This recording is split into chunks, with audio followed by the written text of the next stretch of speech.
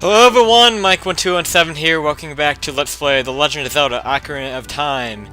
And now that we have all three spiritual stones, I could be a dick and delay the big plot twist of the game by doing some bullshitty side questy stuff. There are some things I could do, but I'm not gonna be a dick like that. I'm gonna go straight for the drawbridge here, which strangely enough is up during the day. It's getting kind of gloomy around here.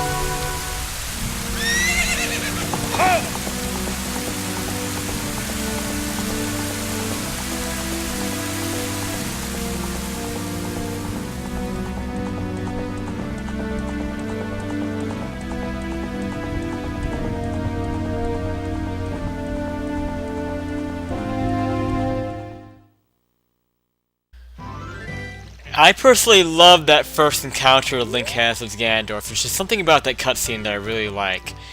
Um, and really, I like how Ganondorf is handled in this game. It's kind of underrated, really. Like a lot of people seem to like Wind Waker's version, which I agree. I think that's probably the best version of Ganondorf. It's in Wind Waker. Um, But this is pretty well done too, just how the game builds it up. I'll talk more about it later. This is gonna be the big story-based episode of the LP, and there's gonna be a lot of cutscenes. In fact, there's gonna be one following up this, the collection of the namesake, the actual Ocarina of Time itself that we saw Zelda throw into the lake, or the moat, I guess. Yeah, this is not a lake; it's a moat. Yeah, we're gonna be getting another cutscene here, so yeah, sorry that there's not a lot of commentary in this episode. This is by far gonna be the most commentary-heavy episode.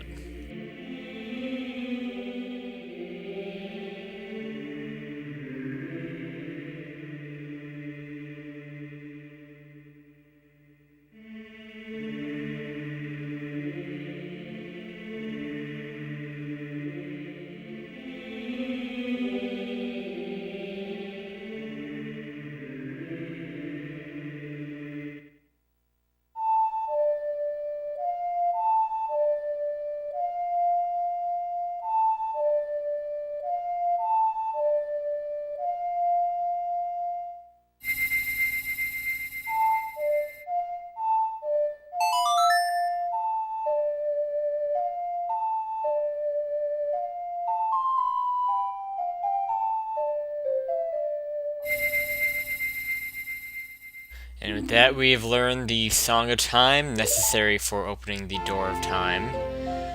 I meant to say cutscene heavy episode, not commentary heavy episode. I'm sorry, I'm being an idiot. But yes, this is the point in the game where you get the major plot twist, and that turns out to be a staple in the Zelda series. Really, A Link to the Past is what started it, when you get the Dark World turning out, and this game, of course, does a very similar thing. Um, so yeah, this is gonna be very cutscene heavy, and I'm not gonna talk a lot through it. So sorry about that, but I just like to let the game speak for itself. But I want to get back very quickly while we have this small chance to talk on the subject of Ganondorf. I think this game really does a good job of building him up. He seems pretty ominous at the beginning, and that's what they want to really give off at that.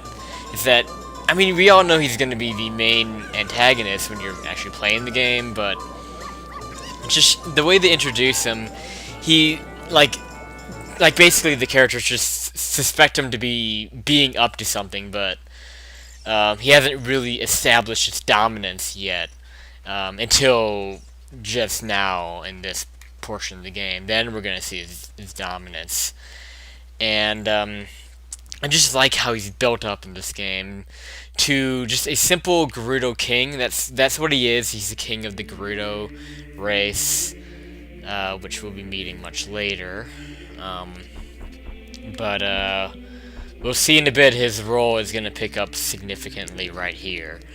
So this is our first time in the Temple of Time. I really like the music. I just love the Temple of Time. There's something about it that I just really like. It was the first time I stepped into it as a kid. It was just such an ominous, and I've used that word a lot, ominous, but it just, I don't know, it's really intimidating? I don't know what else to really say. Let's just shut up and stop being an idiot.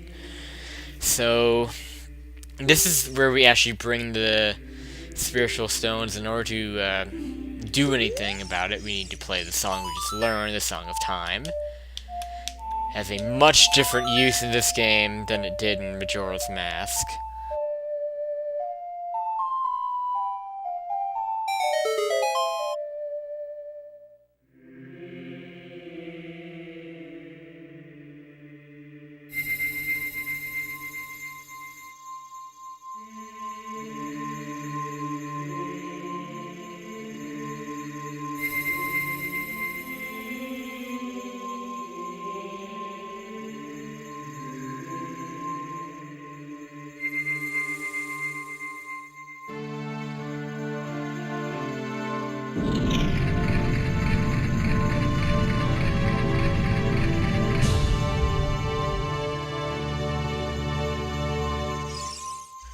And with the Door of Time opened, this will take us to the location of the Master Sword. Now, I want to ask you guys a question.